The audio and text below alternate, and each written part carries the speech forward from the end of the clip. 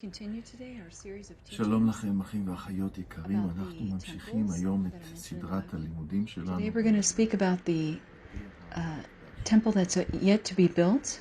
This is the sixth temple since the tabernacle, which was in the desert. That it was, as I remind you, the first temple. That's what it's called in the Bible, the temple. Not just a tabernacle, but it's also called a temple. The second was the Temple of Solomon, that was built of stone. The third was the Temple of Ezra and Nehemiah, that was built after they returned from the Babylonian exile. The fourth was the Temple of Herod, that he rebuilt entirely, Ezra and Nehemiah's temple, and he expanded it and made it more... And this temple was destroyed in the upheaval against Rome in 7 AD. And then after that, the fifth temple is us, the believers that serve God. We are a living temple. The Spirit of God lives in us. And this temple, the fifth temple, which is us, at one point will be taken into the heavens. Yeshua has promised to return, and he will take us up with him. And those who don't believe in God and hear this message, I have to say that if I put myself in your own shoes, it seems unbelievable. How can such an intelligent, progressive person believe in all this nonsense? That Yeshua will return, that will take the believers to heaven? Yes. Look, see, how can we not believe if the whole Bible is full of prophecies that have been fulfilled, that are even now being fulfilled in front of our eyes? Like the people of Israel that survived 2,000 years of exile and then returned to their land? What are the chances of that happening? If you told my dad when he was in Auschwitz during the Holocaust that within 3 years he would be a soldier in the state of Israel that had just arisen out of the ashes, he would have thought that was unbelievable, no less unbelievable than to say that Yeshua is now going to return, and no less unbelievable than all the other prophecies that are yet to be fulfilled. But the Bible has proven itself to be true, also from a historic background, from an archaeological background, from every perspective. If you just are willing to see and willing to accept it, then you can't not believe that the Bible is entirely reliable. Even from a geological perspective, the world is full of proof of the flood. All of the petrified dinosaurs that they find in a layer of what used to be mud that is now petrified into stone. They find red blood cells on the bones of these dinosaurs, and that cannot be. If they died and were extincted thousands of years before man walked on the earth, these red blood cells on the bones of the dinosaurs that are scattered in places where there are massive amounts of petrified belongings in one stratum, and for that to happen, for them not to be eaten by raptors or not to be disintegrating over time by forces of nature, they had to be buried under mud in a very quick short period of time, as the flood actually did. And that's what you find, these massive graveyards of dinosaurs. You find like these big birds, these big raptor birds with you find dead fossils with the eggs still inside her, showing that she was trapped under this mud very quickly. This happened in a big catastrophe, and these fossils have been found all over the world. So we can believe that the Bible is reliable and true, and only those that refuse to believe and that want to believe that God doesn't exist because they don't want a God whose ideas of morals are applicable to us. So we want to live the way we want. So if you want to discover that, you're going to find out how empty that life is. But I believe in God, and I believe in the Bible, and I believe in the prophecies. And I believe right now, specifically, that there is a sixth temple yet to come, and there are several prophecies speaking of this. In Matthew chapter 24, verses 15 to 22, Yeshua is speaking in Matthew 24, and he speaks about this time period of this temple that's to be built. this is referring to the Antichrist that is about to rise, the last dictator that will come in this world, that will also rise up against Yeshua. And in this time period, Yeshua says of him, starting in verse 15, "Therefore, when you see the abomination of desolation spoken of by Daniel the prophet, standing in the holy place, whoever reads, let him understand. Then let those who are in Judea flee to the mountains. Let him who is on the housetop not go down to take anything out of his house, and let him who is in the field not go back to get his clothes. But woe to those who are pregnant and to those who are nursing babies in those days.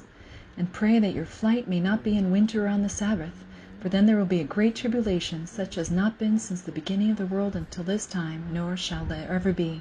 But unless those days were shortened, no flesh would be saved, but for the elect's sake these days will be shortened." Yeshua is prophesying here of a period when the Antichrist will rule. And this connects to a prophecy that we're going to read in Daniel chapter 9, towards the end of the chapter.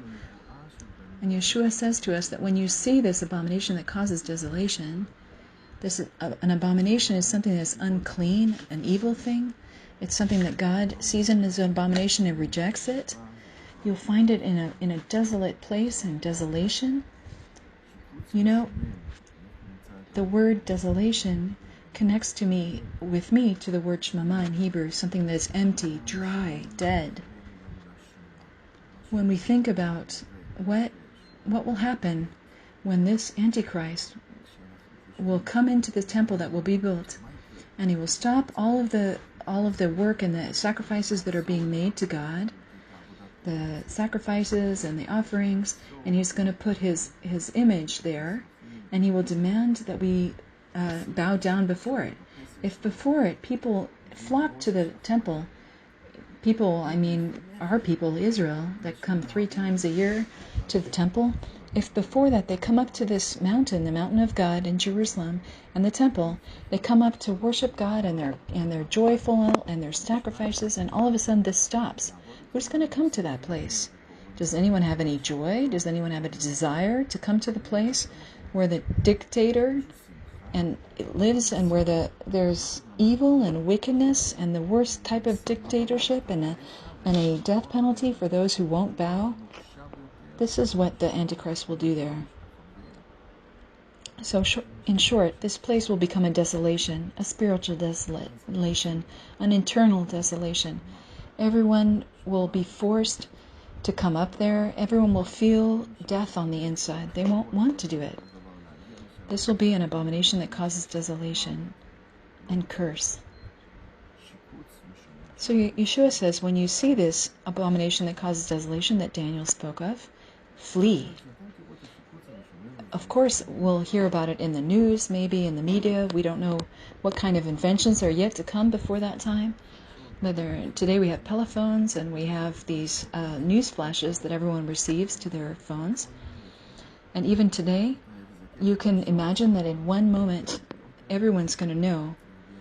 And God says when Yeshua says, when that happens, flee to the mountains. So right now I want to focus on the fact that if there are sacrifices and offerings, that must mean, and if the Lord has defined it as being made in a holy place, that must mean that the temple will have to be rebuilt. Otherwise, where would they be having sacrifices and offerings? And there won't be a holy place. No, this place will be rebuilt in Jerusalem. Let's turn now to Daniel chapter 9, to the prophecy that Yeshua refers to. We'll start in verse 27. And it says, "And he shall confirm the covenant with many for 1 week. And in the midst of the week he shall cause the sacrifice and the oblations to cease. And for the overspreading of abominations he shall make it desolate, even until the consummation, and that determined shall be poured upon the desolate." So here we hear more information about that. For 1 week, there will be, this 1 week actually stretched out over 7 years. I can't go into detail. He will rule for 7 years. And the Antichrist will begin his rule with a covenant, I guess, with the people of Israel. Maybe. I don't know. It might be that he allows us to rebuild the temple. I'm not really completely clear on this matter. Right now, if I had to estimate, I would say that this season will open with a war of Gog and Magog. The Middle Eastern political landscape is going to change completely, and then it would be possible for us to rebuild the temple. In any case, the temple will be existent, and the Antichrist will make this covenant, and it will be a big illusion. He will bring peace for 3.5 years, like the Messiah that is promised for his generation. You know how the Jews believe that every generation has a Messiah? This Antichrist will know how to lead that generation astray. And in the middle of the 7 years, or after 3.5 years, then he will show his real face. He's going to stop the work of the building, of the sacrifices and the offerings. He's going to put his image there, and then the whole of reality will change. So up till now we've read 2 prophecies, and tomorrow we'll read more prophecies that speak about this time period in this temple, the 6th temple. I wish you all a very good day, and let's make good use of the time that we have. Let's take advantage of it, of the freedom that we have and the peace, that we can still believe and testify and do good deeds and help and love and show love with good works. Let's continue and do these things as the time goes by, because these days will pass and very different days are about to come upon us. May the Lord bless you, my brothers. Shalom, shalom.